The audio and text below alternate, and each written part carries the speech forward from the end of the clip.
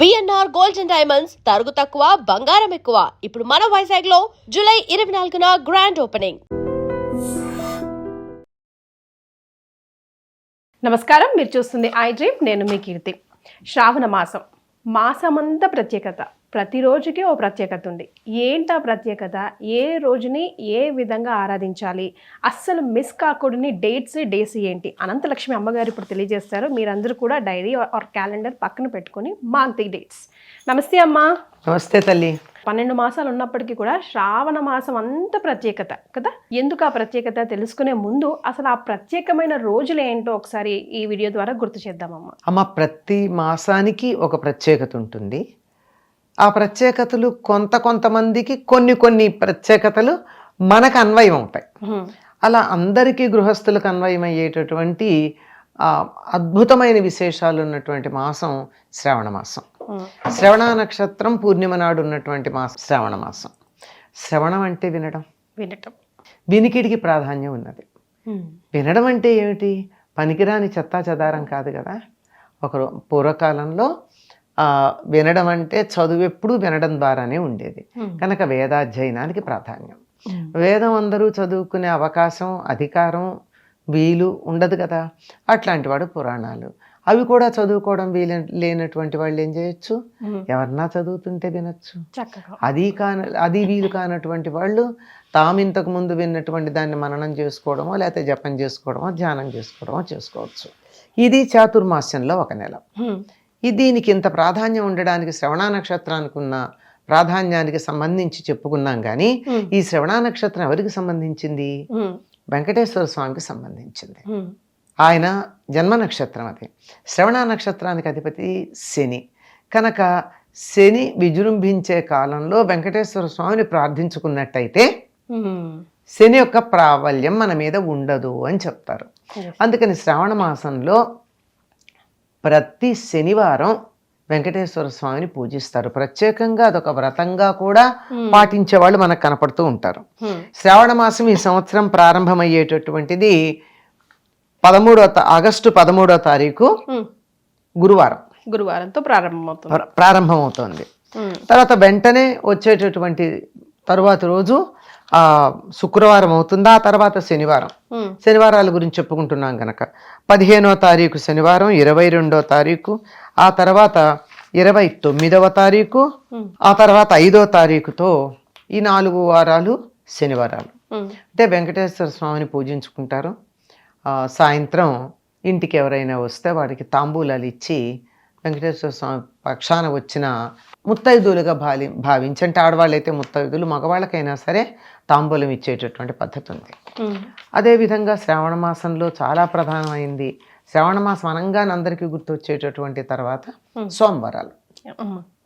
సోమవారాలు దేనికి అంటే శివుడికి సంబంధించినవి.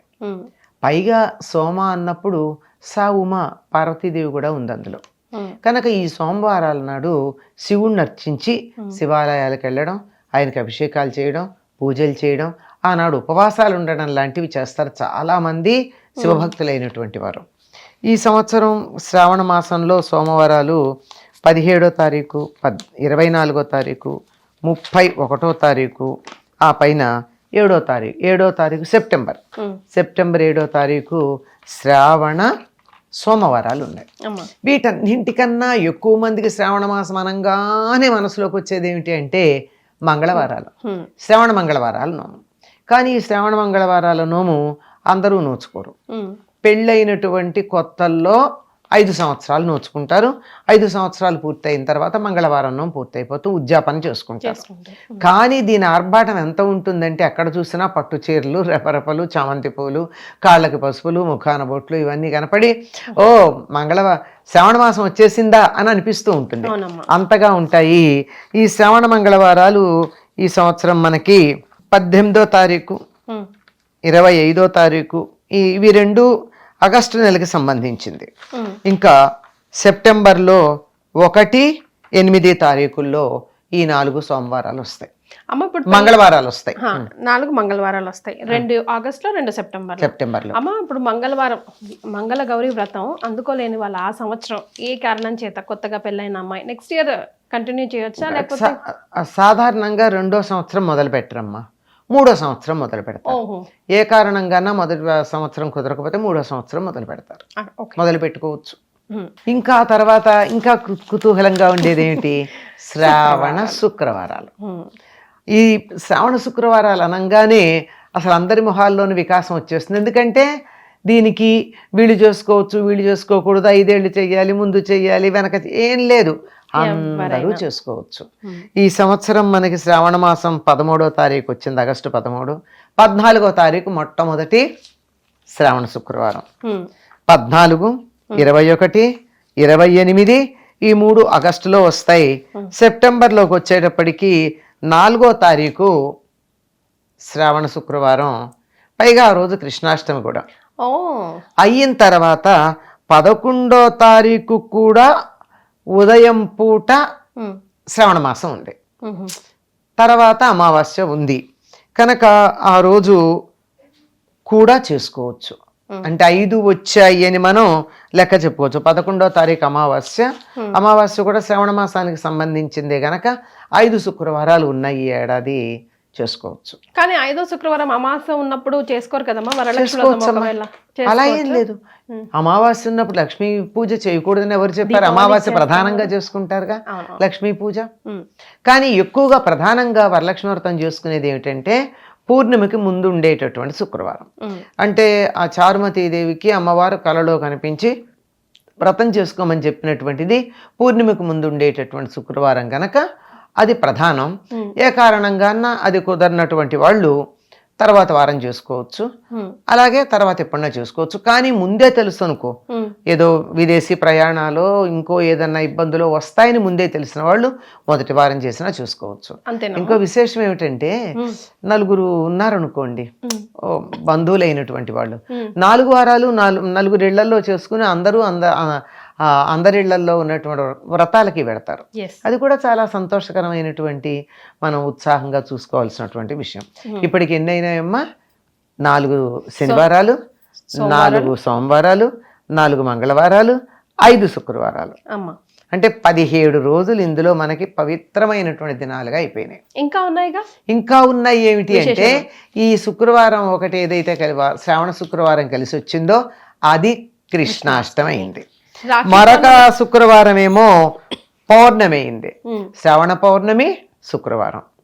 అలాగే శ్రావణ పౌర్ణమి కృష్ణాష్టమి. ఎప్పుడమ్మా జంధ్యాల పౌర్ణమి డేట్? జంధ్యాల పౌర్ణమి 28వ తారీఖు, 3వ శుక్రవారం అయింది. ఎవరైతే 21వ తేదీన అంటే పౌర్ణమికి ముందు వచ్చే శుక్రవారం చేసుకోరో వాళ్ళు 28వ తారీఖు చేసుకోవచ్చు. పౌర్ణమితో కలిసి శుక్రవారం కనుక మరింత విశిష్టంగా చేసుకోవచ్చు. కానీ ఆ రోజు కొంచెం ఇబ్బందిగా ఉంటుంది ఇళ్లలో, అంటే జంజాలు మార్చుకునే వాళ్ళు ఉంటారు. అంతకు ముందే పిల్లలకి ఒడుగయ్యి కనుక ఉన్నట్టయితే ఉపాకర్మలు లాంటివి ఉంటాయి. ఇవేవి కాకపోతే రాఖీ కట్టుకోవడానికి అటు ఇటు తిరగడాలు ఉంటాయి. లేదు మేము త్వరగా చేసుకుని పెడతాము అంటే అప్పుడు చేసుకోవచ్చు. లేనట్టయితే మా పూర్ణిమకు ముందు వచ్చే శుక్రవారము అని ఆవిడ చెప్పింది కనుక 21వ తారీఖు శ్రేష్టంగా వరలక్ష్మి వ్రతం చేసుకోవడానికి అనుకూలమైనటువంటి కాలం. ఇంకా తర్వాత ప్రధానంగా ఉండేది కృష్ణ వచ్చేసింది. శ్రావణ మాసం అంటే మనస్సులో అందరికీ ఆనందం కలిగేది కృష్ణాష్టమి వస్తుందని. ఆ రోజు కృష్ణుడు పుట్టినటువంటి రోజు. యావత్ భారతదేశం చాలా విశేషంగా చేసుకునేటటువంటి పండగ కృష్ణాష్టమి. కొన్ని ప్రాంతాల్లో, ముఖ్యంగా తెలంగాణ ప్రాంతాలు, కొన్ని ఉత్తర భారతదేశ ప్రాంతాల్లోనూ శ్రావణ శుద్ధ పంచమిని నాగుల పంచమిగా చేసి నాగారాధన చేసే సంప్రదాయం ఉంది. డేట్ ఎప్పుడు? నాగుల పంచమి 17వ తారీఖు సోమవారం, ఆగస్టు 17 సోమవారం వచ్చింది.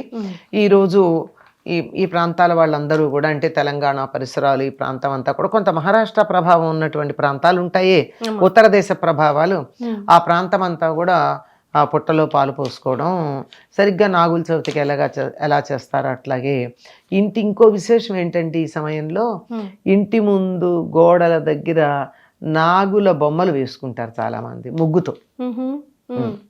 అదొక విశేషంగా ఉంటుంది. ఈ నాగారాధన కూడా చేస్తారు.